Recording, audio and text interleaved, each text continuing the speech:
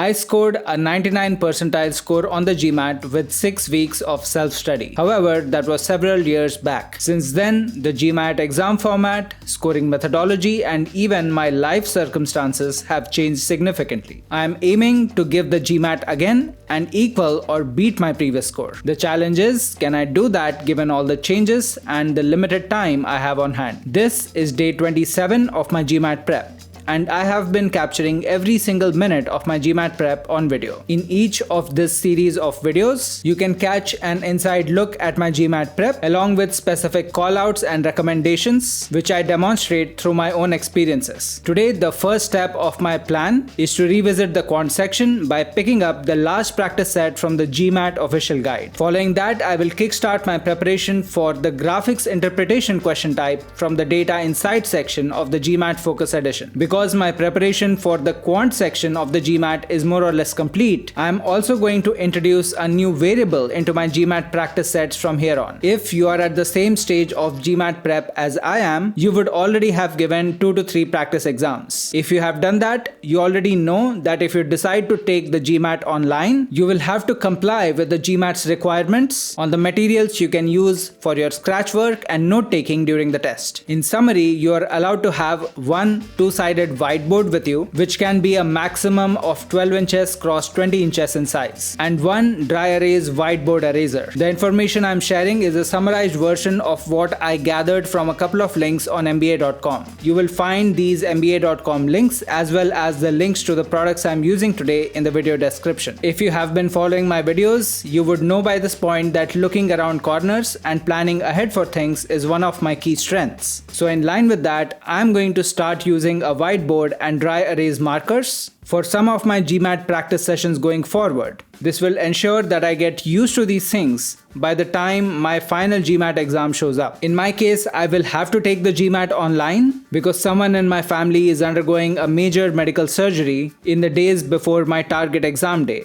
and I am their primary caretaker. As a result, I need to be with them in a different city away from home, and I will have to take the GMAT from an Airbnb or a hotel. In summary, I am planning to take the GMAT online just because I don't have an alternative. However, if you as an individual have the logistical flexibility to take the GMAT both online or at a test center, I will create a specific video for you on how to make that choice. You will find that video linked up here whenever it is out. For today, I have on my desk a two-sided 11-inch cross 17-inch whiteboard, a couple of dry erase markers, and a dry erase whiteboard eraser.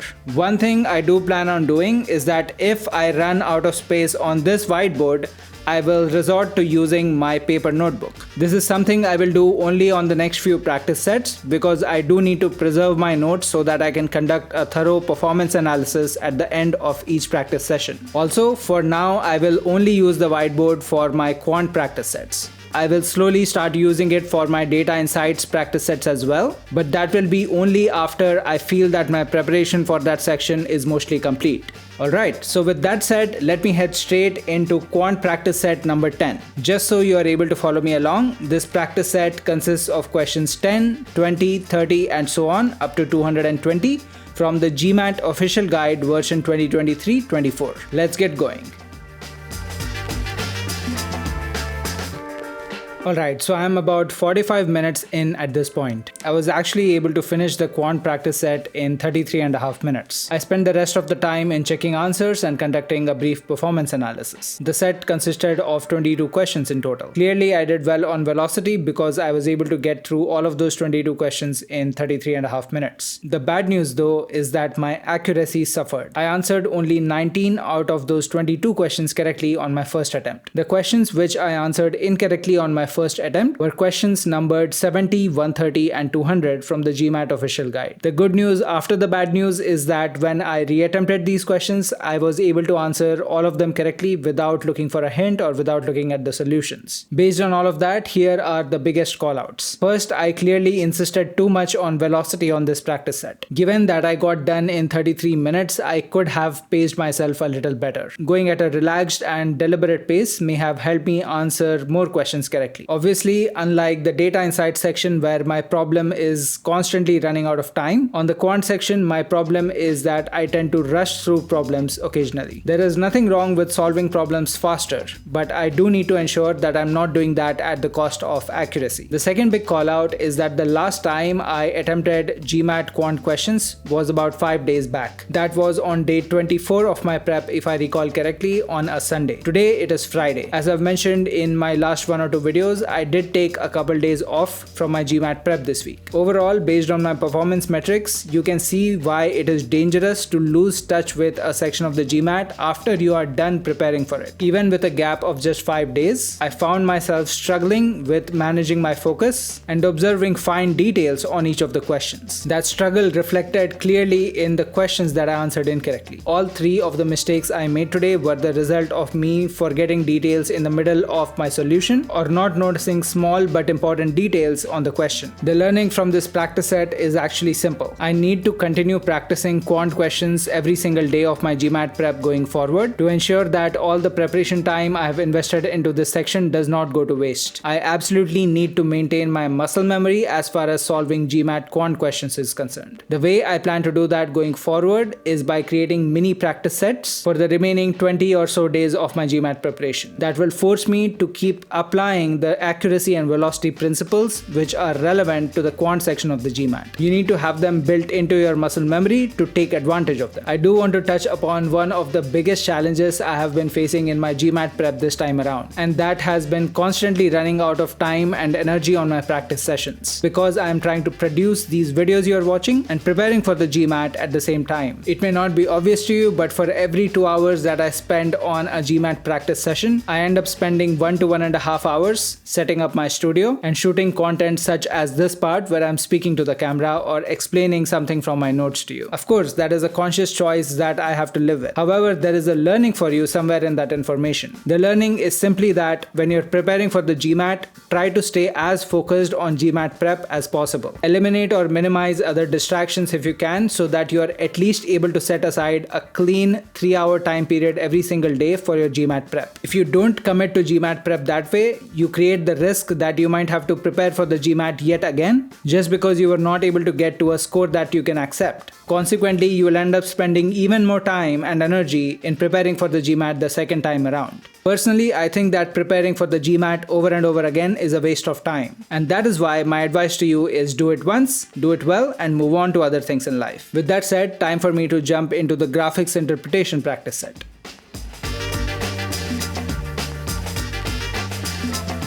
Alright, so this is about 1 hour later. I went through 2 graphics interpretation practice sets in this time frame. Each practice set consisted of 7 questions. I took approximately 19 minutes to answer each of those 2 practice sets. On the first practice set, I answered all questions correctly, while on the second practice set, I answered 6 out of 7 questions correctly. The one question which I answered incorrectly on the second practice set was of medium difficulty. If you look at my summary statistics screen here, you see that I also took a lot of time to answer this question. In fact, it took me longer to answer this question than it took me to answer some of the hard questions on this set. I did reattempt the question and I was able to answer it right when I did that. In fact, even while I was going through the solution the second time, I was able to tell why I got the answer wrong the first time around. That was just because I gave in to a common GMAT trap. Speaking in general terms, this question was asking me which of 3 objects scored the lowest on a given ratio. But the way in which that ratio was expressed was unusual. To give you an example, let's say you have a question which gives you a graph that represents 2 values for each of 7 different cars. The 2 values are number of miles driven and number of gallons of gas consumed. Finally, the question asks you to identify which car has the lowest value of gallons per mile. If you're going through this question trying to optimize too much on velocity because you think it is straightforward and you think you will be able to get through it quickly, you might end up making a mistake just like I did. Instead of calculating values for gallons per mile, I ended up calculating values for miles per gallon. As you know, usually mileage is expressed in terms of miles per gallon, and that is the most common way in which that ratio is expressed. If you think about it, the error I made on this question had nothing to do with interpreting graphics, and it had everything to do with misreading the text that was provided in the question. That is obviously a minor but costly error.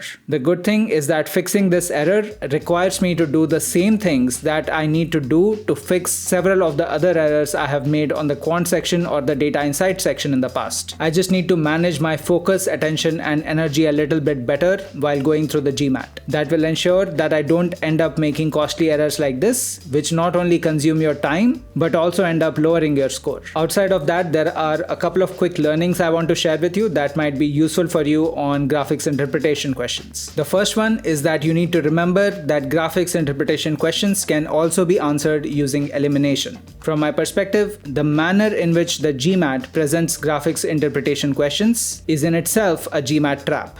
Answer options on graphics interpretation questions are always going to be presented in the form of a drop-down menu. In other words, you are not going to see a list of all answer options presented as radio buttons. This might put you under the illusion that you need to solve through all possibilities in the universe to arrive at the right answer. Obviously, that is not the case because technically each of the drop-downs has a limited number of options listed in there. Hence, you can actually use that list as a starting point to eliminate one value at a time and identify what you think is the right answer. I should warn you that depending on the nature of the question, this may not always be an optimal solutioning path. So you do need to develop your judgment on when you should use that method versus not. Just like I view substitution as a method of last resort on quant questions, I'm thinking of elimination as a method of last resort on graphics interpretation questions. Obviously, my opinion on this topic might evolve as I practice more graphics interpretation questions. So of course, that is a principle that I will continue to test.